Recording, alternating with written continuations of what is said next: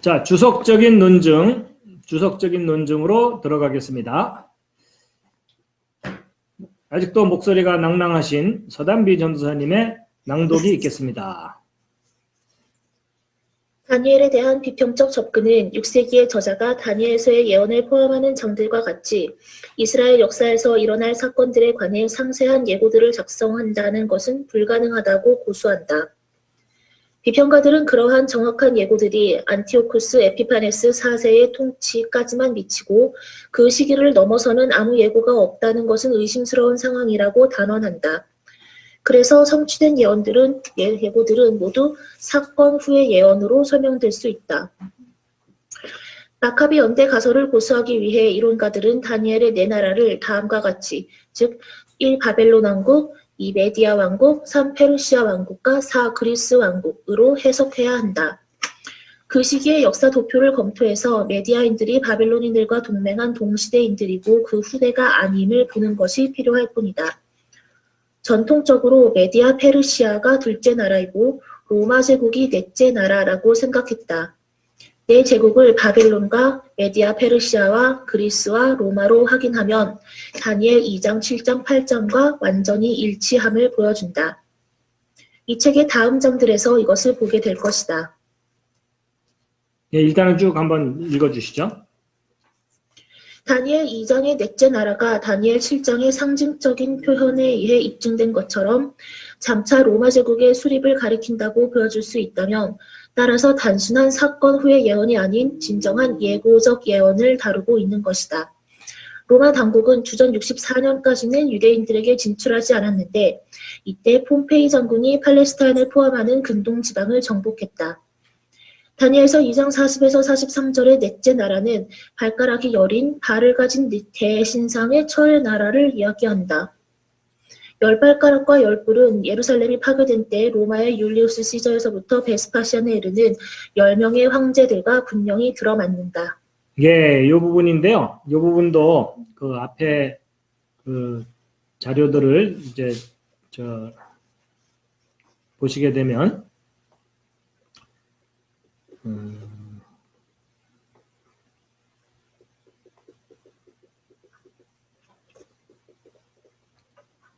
자, 이제 요 편은요.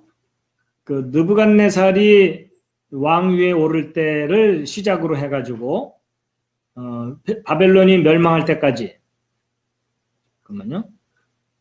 바벨론이 멸망할 때까지 85년 동안 바벨론이 예루살렘을 지배했습니다. 그러다가 페르시아가 등장하면서 예루살렘을 지배하는 패권이 메데 페르시아로 넘어가거든요. 그래서 190년 동안 메데 페르시아가 예루살렘을 지배합니다. 그러다가 이제 알렉산더가 등장하면서 아까 잠깐 나왔었죠. 알렉산더가 예루살렘을 정복하고 지배하기 시작해서부터 마카비 혁명 때에 이제 유대인들이 그리스와의 동맹을 끊고 신흥 강국인 로마와 동맹을 맺습니다. 그래서 결국 그리스 왕국은 170년 동안 예루살렘을 지배합니다. 그리고 이제 로마와 동맹을 맺은 때로부터 예수님이 빌라도에게 재판을 받으실 때까지 190년 동안 로마가 예루살렘을 지배하고, 물론 빌라도 재판 이후에도 로마가 계속 지배하지만 이제 빌라도 재판으로 예수 그리스도가 십자가에 처형당하심으로 말미암아 예수님이 왕이 되시죠. 그렇죠? 하늘로부터 오신 왕이 되십니다. 그래서 결국 바벨론 85년, 페르시아 190년, 그리스 170년, 로마 190년 이렇게 통치를 하거든요. 예루살렘을. 근데 이 네 개의 제국이 예루살렘을 네 번에 걸쳐서 지배한다는 것을 예언한 내용이 바로 신상 예언입니다. 그래갖고 이 신상을 인체 비례와 비교를 하면 정확하게 각 제국이 예루살렘을 통치한 기관과 매치가 되죠. 이렇게 매치가 됩니다. 그래서 바벨론, 페르시아 통치, 그리스 통치, 로마 통치입니다. 그래가지고 이제 결국 이제 자세한 설명은 나중에 좀 본론에 들어가서 할 텐데요. 그래서 이게 바로 다니엘서 2장에 나오는 느부갓네살 왕이 꿈을 꾼 그 신상에 대한 가장 합리적이고 역사적인 해석이에요. 그래서 이 신상 해석은 이 신상의 발 부분에서 하늘로부터 오신 진짜 왕이 이 세상의 왕들을 복종시키는, 무력으로 복종시키는 게 아니라 대신 희생하심으로써 진정한 왕이 되시는 그런 내용을 예언한 것이죠. 그래갖고 이 신상의 발 밑에 깔린 존재가 뱀입니다. 뱀. 그래서 이 뱀의 머리를 이 신상이 발로 밟는 거죠. 그래서 예수님도 이 땅에 오셨을 때 인자라는 표현을 했죠. 사람의 아들이라고. 곧 사람이란 뜻이죠. 근데 예수님을 상징하는 것이 바로 이 신상입니다. 신상. 그래서 이 신상이 이때 모세가 광야에서 뱀을 든 것처럼 예수님도 높이 들리시는데 그 십자가 사건으로 말미암아 뱀의 머리를 밟으신 거예요. 그래서 뱀은 여기에 머리가 깔려갖고 깨갱은 강아지고 뱀은 무슨 소리를 내죠? 하여튼 찍 하고서 이제 죽는 겁니다. 예. 바로 이제 그게 가장 합리적이고 정통적인 해석이거든요. 근데 이제 이 해석을 믿지 않거나 부인하는 다른 여러 가지 해석들이 있어요. 이제 그 중에 하나가 바로 자유주의적인 해석인데, 이제 예언을 인정하지 않는 거죠. 그래서 이 부분은 조금 전에 설명을 드렸고, 그 자유주의자들의 해석 중에 이제 해석의 요점이 뭐냐면, 다니엘서 2장에 나오는 요 신상은 바벨론 왕국부터 그리스 왕국의 통치가 끝날 때까지를 의미하는 거다. 그래서 다니엘서는 요 그리스 왕국의 통치가 끝난 이후에 기록된 거다. 그래갖고 이미 지나간 역사를 예언인 것처럼 표현한 거다라고 해석을 하는 겁니다. 그러니까 이게 정통적인 해석인데, 이 발을 그리스 왕국 통치가 끝날 때라고 이제 해석을 해야 되니까 결국 바벨론, 메데페르시아, 그리스 요 세 왕국에다가 요 신상을 우겨 넣어서 맞춰야 돼요. 그러다 보니까 첫 번째 왕국은 바벨론이고 네 번째 왕국을 그리스 왕국이라고 주장하려다 보니까, 그러면 바벨론과 그리스 빼고는 메데페르시아가 남잖아요. 그러니까 아이디어를 낸 게 뭐냐면 메데와 페르시아를 두 개의 왕국으로 나눠서 보는 겁니다. 그래갖고 메데와 페르시아가 각각 가슴과 허리부터 무릎까지의 두 왕국이라고 해석하는 거예요. 그러면 이렇게 하면은 언뜻 보면 맞는 것 같지만, 문제는 바벨론의 통치가 끝난 때하고 그리스의 통치가 시작된 때가 분명하잖아요. 그렇죠? 그러니까 머리와 종아리는 이대로 세팅을 해야 돼요. 그러면 메데와 페르시아를 요 기간 속에다가 집어넣어야 되니까 이런 모습이 되는 겁니다. 귀엽죠? 예.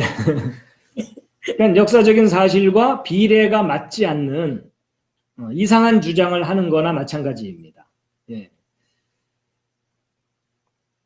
바로 이제 이게 다니엘서를 예언서라고 인정하지 않고 역사서이자 위조된 예언서라고 주장하는 사람들의 주장을 이제 비판하는 내용이에요. 비례가 맞지 않지 않느냐. 그러니까 언뜻 보면 그럴듯한데 구체적으로 평가를 해보면 기형이 돼버리는 그런 주장이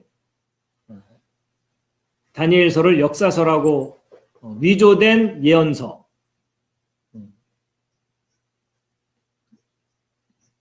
예언으로 가장한 역사서라고 주장하는 사람들에 대한 비판입니다. 도움이 되셨습니까? 예. 선생님, 그럼 메데와 페르시아는 같은 거죠? 메데하고 페르시아는요. 네. 메데 왕국과 페르시아 왕국은 네. 어떤 의미에서는 한 가족 왕국이에요. 네. 메데 왕국의 왕하고 페르시아 왕국의 왕이 네. 서로 같은 혈통의 왕들입니다. 그러니까 네. 나라만 두 개가 세워졌지 사실은 한 민족이에요. 음, 그래서 그게 어떻게 표현된 거냐면 그 메데 페르시아 왕국은 이 가슴 부분이잖아요. 네. 그래서 잘 보세요. 몸통은 하나인데 팔은 두 개죠. 아, 그러니까 하나의 민족에게서 두 개의 나라가 세워진다. 이런 의미인 거예요.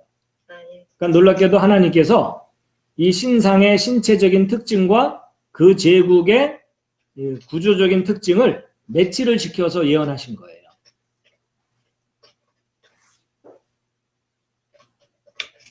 신상이 메시아를 의미한 여러 가지 신앙이네요. 그렇죠. 저 신상이 저 3장에서 금신상으로 표현되잖아요. 그러니까 예수님은 유대인들이 볼 때는 우상이었어요. 우상. 그럼 그렇지. 그럼 다니엘이 거기에 있는, 저는 이제 그동안 모르고 설교를 할 때 그 다니엘 같은 이제 아들이 되게 해달라고 이제 엄마들이 기도하면 이렇게 다니엘 같이 된다 할 때, 예.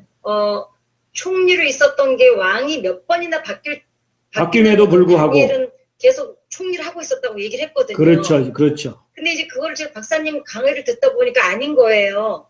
그러면 다니엘이 총리로 있을 때는 왕이 몇 번 바뀌었나요? 그렇죠. 바벨론의 느부갓네살 왕 때 네. 총리 역할을 했고, 네. 그 다음에 메데인 그래서 다리오가 대리 통치할 때도 수석 네. 총리를 지냈고, 예. 예. 그 다음에 벨사살 왕 때도 예. 이제 인정받아서 그랬고, 예. 어찌됐거나 왕들이 있을 때 몇 번이나 그래도 어찌됐거나 했네요. 그렇죠. 계속 수석 네. 총리를 했고, 네. 은퇴한 이후에도 형통했고, 네. 근데 이제 넷이었다는 건 어저께 처음 알았고, 이제. 예. 그러니까 스스로 내시면 안 되면 됩니다. 네. 네. 알겠습니다.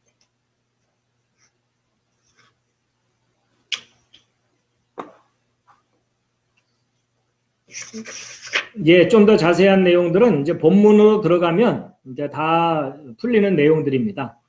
그러니까 이것은 다니엘서를 예언서라고 인정하지 않는 사람들의 주장들에 대한 반증들, 이제 그걸 쭉 이제 소개하고 있는 겁니다. 자, 마지막 이 부분 좀 읽어주시죠. 이 네 가지 논증들 외에 비평가들은 다니엘서의 기적적인 요소들을 불신해왔다. 이것들이 다니엘서의 후대 저작을 찬성하여 비평가들이 제출한 네 가지 논증들이다. 그렇지만 이것들은 각각 다니엘서에 반대되는 인본주의적 편견을 가지고 있음을 알 수 있다. 그리고 다음 장들에서 보여주겠지만 비평가들의 그러한 논증에 반대되는 중요한 증거가 있다. 따라서 그 증거는 전통적인 견해에 찬성한다. 예, 전통적인 견해는 바로 조금 전에 보여드렸던 요게 전통적인 견해입니다. 예, 요게. 예, 그래서 이 네 번째 제국이 로마 제국이다. 그리고 로마 제국에 예수님이 십자가에 달리실 때, 요때가 10번째 발가락 때이다. 요때가 세 번째 발가락 때. 세 번째 발가락 때이고, 10번째 발가락은 베스파시안이고, 첫 번째 발가락은 로마의 실질적인 황제, 첫 번째 황제인 시저다. 그래서 시저의 등장부터 베스파시안 황제 때까지 그 기간 중에 하늘로부터 오신 예수님이 왕이 되시는 거다. 이제 이런 내용입니다.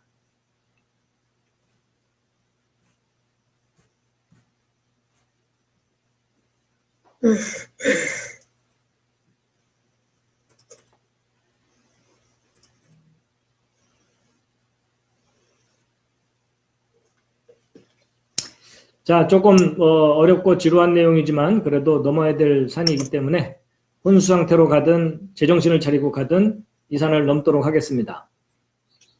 자, 그 다음 읽어주시죠. 다니엘의 연대 설명으로서 마카비 연대 이론은 잠깐만요. 여기 마카비 연대 이론인데요. 이 마카비 연대라는 게 뭐냐면 조금 전에 여기 그리스 왕국 시절에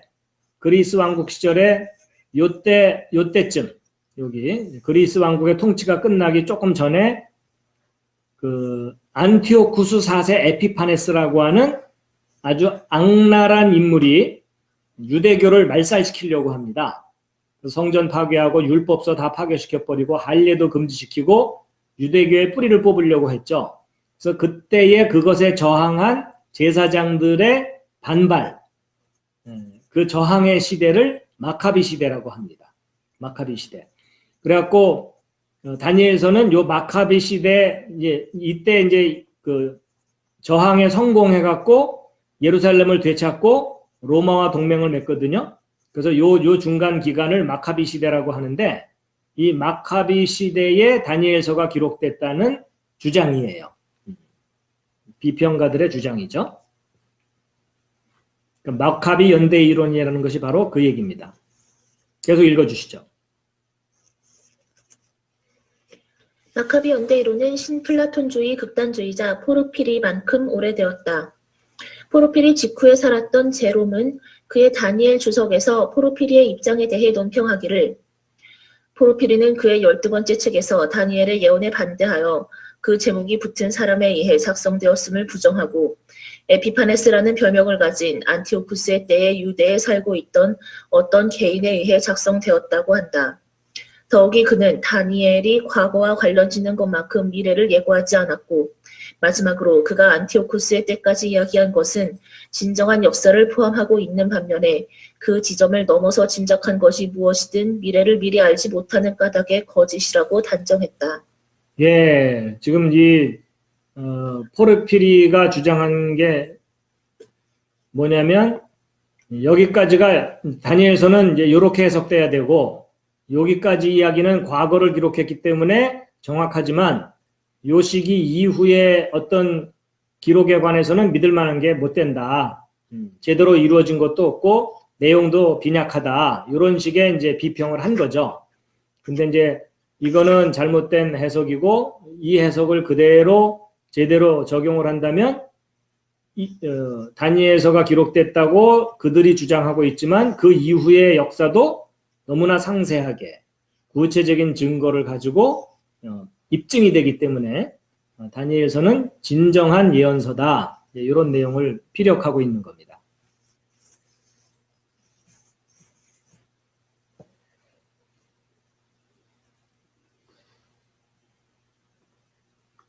자, 여기 읽어주시죠. 포르피리의 입장은 주전 165년 다음에 성취된 정확한 예고가 없다는 전제가 건전하다는 그 타당성에 의존한다.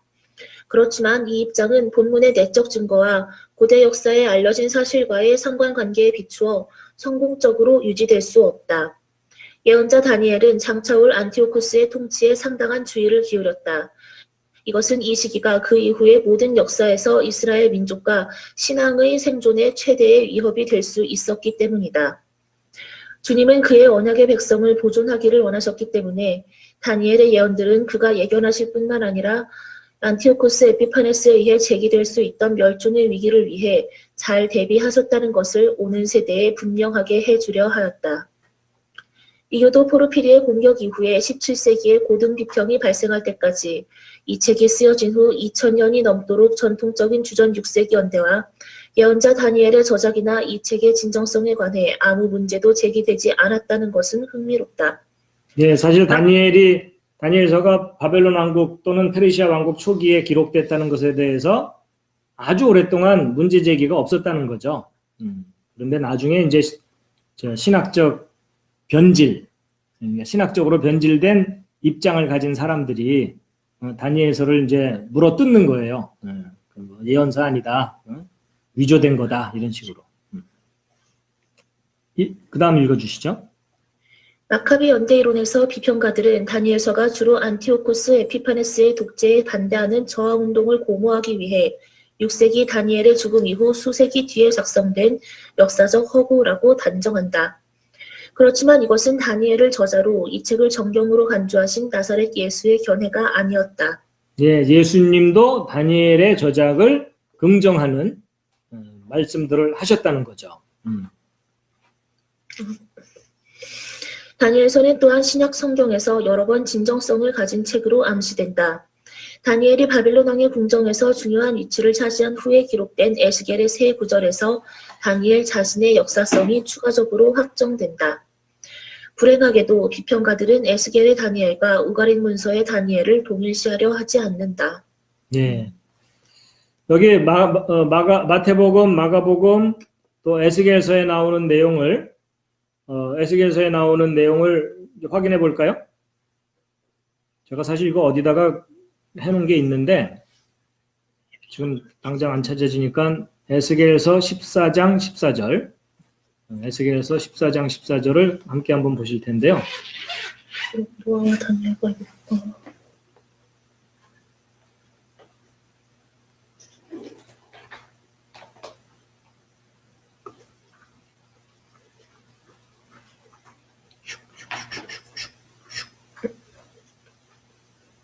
조금 더 가야 되나? 네, 14장 14절. 예, 여러분 여기 보시면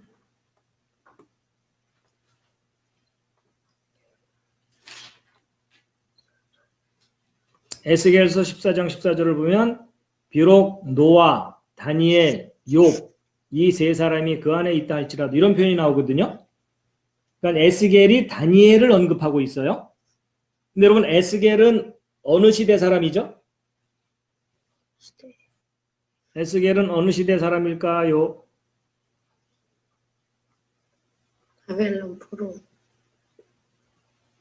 예, 여기 에스겔은 다니엘이 포로로 잡혀갈 때 함께 바벨론으로 이주한 사람이거든요. 그렇죠?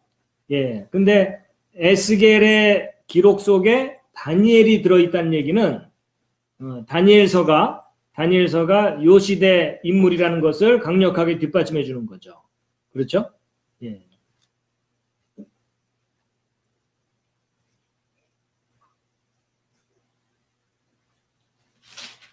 그런데 이제 이 비판하는 사람들은 이제 이런 내용이 싫은 거예요. 그러니까는 에스겔서에 나타나는 다니엘서는 우가린 문서의 다니엘서와 같은 인물이 아니다. 뭐 이런 식으로 이제 부인하는 겁니다.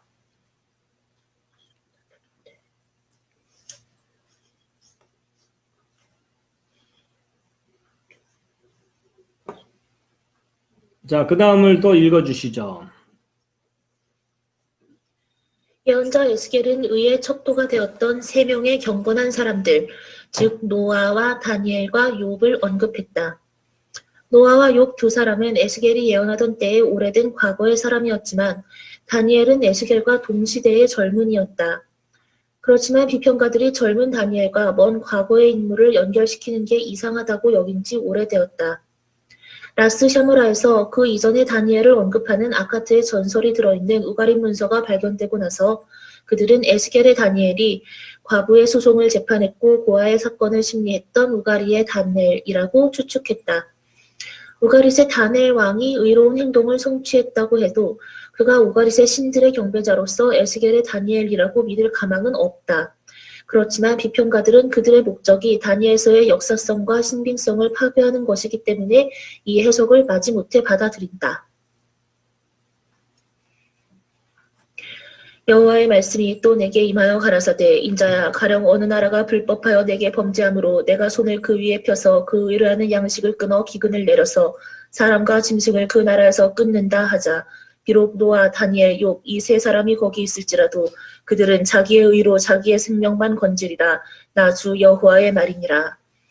에스겔 14장 12절에서 14절. 다니엘을 의롭고 지혜롭다고 연출한 것은 다니엘서와 완전히 조화를 이룬다. 에스겔이 여기서 우가리 민족의 전설적인 인물을 언급하고 있다는 이론의 기초를 삼기에는 비평가들에게 증거가 빈약하다. 다니엘서에 대한 비평적인 입장을 고찰해 보았고 이제는 전통적인 견해를 볼 것이다. 예, 지금까지는 다니엘서를 무시하는 그런 내용들에 대해서 이제 반박하는 내용이었는데 전통적인 견해라는 것은 이제 제대로 된 해석입니다. 제대로 된 해석을 살펴볼 것이다. 이렇게 되어 있습니다. 근데 여기서 다니엘하고 에스겔이 동시대고 비슷한 시기에 포로로 가고 예. 그랬잖아요. 근데 예. 그 다니엘이 예. 그렇게 아까처럼 주장하는 사람들의 그런 주장이 있을 수도 있는 게 예. 다니엘이 나중에 이제 그렇게 됐지. 물론 거기 잡혀가기 전에도 의롭고 지혜롭다고 유명했었는지는 모르겠지만 성경에 있는 거로만 보면은 다니엘은 그 오히려 바빌론의 포로로 잡혀가서 그 이후에 더 빛을 발하는 그 그런 믿음이 느낌이었어요. 드러나고, 네네네. 그 의로움과 그런 지혜로움이 그때 더 드러났던 인물이 있잖아요. 그러니까 에스겔이랑 어느 정도 나이 차이가 있는지는 모르겠지만 동시대라고 했을 때는 그 아까 노아나 그 욥 분 조금 어쨌든 이미 검증된 의인이고, 네, 그리고 굉장히 조상 뭐 우리로 치면은 저기 뭐 한 단군 시대 때 얘기면 지금 단군 네, 근데 시대, 그렇죠, 비슷한 거의 그렇죠. 예. 비교해서 조금 좀 그런 여지가 있을 수는 있을 것 같긴 하네요. 그럴 수도 있죠. 예. 그런 말이 나오는. 예. 그러니까 어찌 보면은 노아나 욥은 이순신 장군과 세종대왕이죠. 그렇죠? 그런데 뭐 예를 들어 우리 양승원 목사님을 그 급으로 칭찬을 하면 좀 그분들에게 신뢰가 되는 일일 수 있으니까 어떻게 그 오랜 인물의 그 전설적인 인물과 동시대의 젊은이를 같은 급으로 이렇게 표현할 수가 있겠냐 이런 의심이 들 수 있죠. 그렇죠? 그런데 그 에스겔이 그거 확인해 볼 필요가 있네요. 14장의 그 기록이 언제 기록한 건지 바벨론으로 이주한 후에 기록한 기록인지 에스겔서 14장이면요. 바벨론으로 이주한 후의 기록입니다. 이주한 후의 기록이기 때문에 다니엘의 의로움을 이미 어느 정도는 관찰하고 그랬을 때라고 볼 수 있겠네요. 그러니까 저 다니엘은 정말 노아나 욥과 견주어도 견줄 만한 인물이라는 것이 드러난 상태에서 기록한 것 같아요.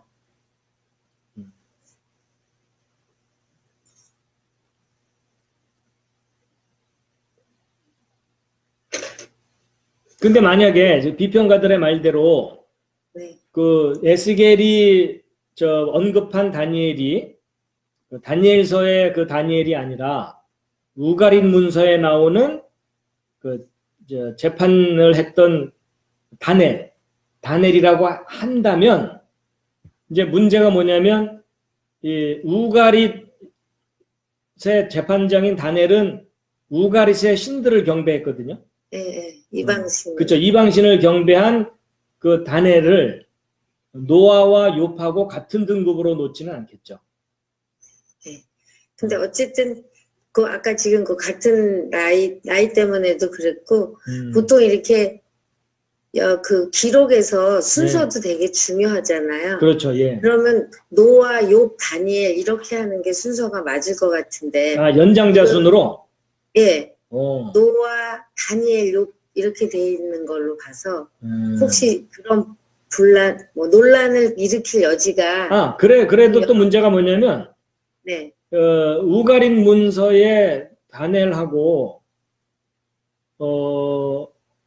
우가린 문서의 다니엘이면은 어느 시대쯤이죠? 저도 이건 좀 확인해 볼 필요가 있는데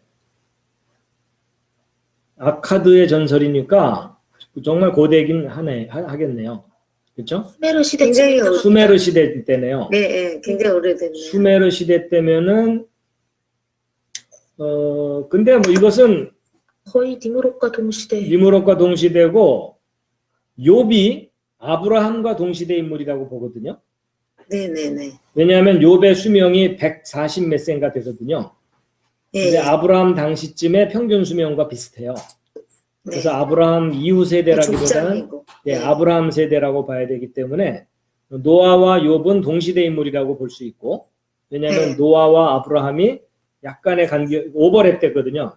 그러니까 아브라함이 10세부터 50세까지 40년 동안 노아와 함께 지내면서 교육을 받았다라고 그 야살의 책에 나오기 때문에, 그러면 노아하고 욥하고 그다음에 저 우가릿의 다넬, 그렇죠? 그 다넬이 거의 동시대 인물이라고 봐야 되겠죠. 그러니까 다니엘, 만약에 젊은 그 후대의 다니엘이라면 순서상 제일 뒤에 와야 되는데 왜 다니엘을 중간에 넣겠느냐 하는 건데, 근데 뭐 이 순서는 사실은 뭐 연장자 순서로 반드시 나열해야 될 이유는 아닐 것 같고요. 네. 그거는 아주 크리티컬한 조건은 아닌 것 같아요. 네. 아니 그런데 그런 걸 주장하는 사람들이 그렇죠. 이제 그런, 나름대로 이제 예. 그런 근거로 주장을 하니까. 예, 하게 될 수도 있을 때 우리가 어떻게 대답을 해야 되는가.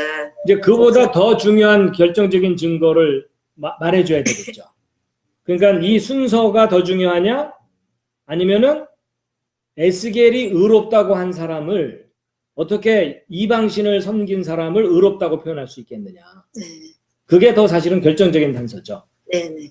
순서보다 더 의미가 있는 단서죠. 네. 에스겔이 쓰여진 시대가 BC 593에서 571년으로 되어 있습니다. 571년이요. 예, 대략 그때쯤일 겁니다. 593. 593. 그렇죠. 다니엘이 NIV. 예, 그게 이제 정확한 그 연대기에 근거한 건지는 모르겠지만 다니엘이 포로로 잡혀간 연도가 599년입니다. 외우기도 쉽게 애구구 이러면서 잡혀갔거든요.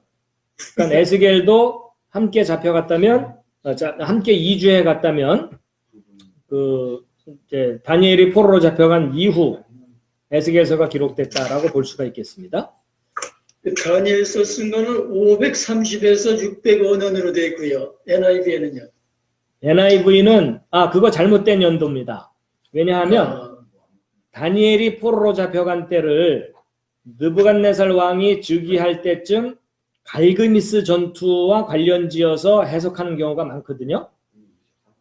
그래서 BC 605년 또는 606년쯤에 다니엘이 포로로 잡혀갔다고 해석하는 내용이 전 세계적으로 퍼져 있어요. 근데 그게 오류입니다. 그게 오류고, 다니엘은 그때 잡혀간 게 아니라 그보다 한 6년 후 BC 599년에 잡혀갔어요. 그렇기 때문에 다니엘서가 BC 605년에서 뭐 그때쯤 기록됐을 거라는 그 주장은 수정돼야 됩니다. 이제 그거는 나중에 다니엘 연대기를 이제 자세하게 하다 보면 이제 왜 그런지 설명이 됩니다. 교수님, 아까 예경 선생님이 말씀하신 거요. 노아와 예. 다니엘과 욥의 그 기록 순서에 관한 거 말씀인데요. 예. 그게 히브리어 원래 이름들이 알파벳 순서가 노아가 제일 나중이고 그다음에 다니엘이 두 번째 달렛, 욥이 알레프로, 이오브를 알레프로 시작하기 때문에 제일 알파벳 순서상 제일 먼저가 되거든요. 그런데 히브리 문학에서 이 알파벳 순서대로 이렇게 되어 있는 시편 119편 같은 그런 패턴이 많이 나와 있기는 한데 이거를 거꾸로 뒤집었을 경우에는 굉장한 강조 용법이 됩니다. 그런 의미가 있네요. 예. 중요한 단서를 찾아냈네요. 그래서 이걸 노아, 다니엘, 욥 이 사람들 얘기하면 딱 의로운 사람들이라고 알아듣지 하는 그런 의미로 이제 말씀을 하시는데, 그 이름들을 연명하신 순서도 점점 더 강화시켜 간다는 거죠. 이제 알파벳 알렙 순서로 쪽으로. 따졌을 때. 그러니까 예. 첫 번째 알파벳 쪽으로 뒤에서 앞으로 네. 그런 식으로 표현하는 표현이 있다는 거죠. 예, 그래서 히브리 문학에서 알파벳 역순으로 하는 것이 강조용법의 하나로 사용되는 게 있어서 그걸로 말씀하신 게 아닐까 싶습니다. 그 참고할 만하네요. 알파벳 순서 중에 역순으로 표현했을 때는 뭔가 의미를 강조하기 위한 의도적인 표현이다. 그건 좀 참고할 만하고, 그게 보편적인 그 기법인지 이제 그것만 좀 확증을 하면 되겠네요. 보통 때는 알파벳 순서대로 하는 거죠. 그렇죠?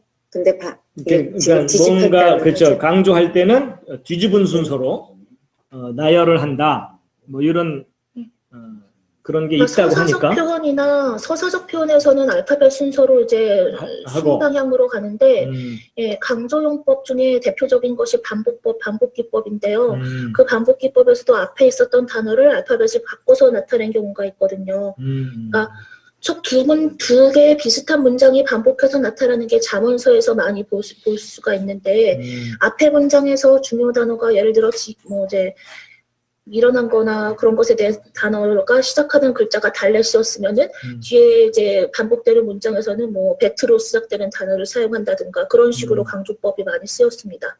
그랬구나. 뭔가 지향점을 두는 거죠. 네. 좋은 참고입니다.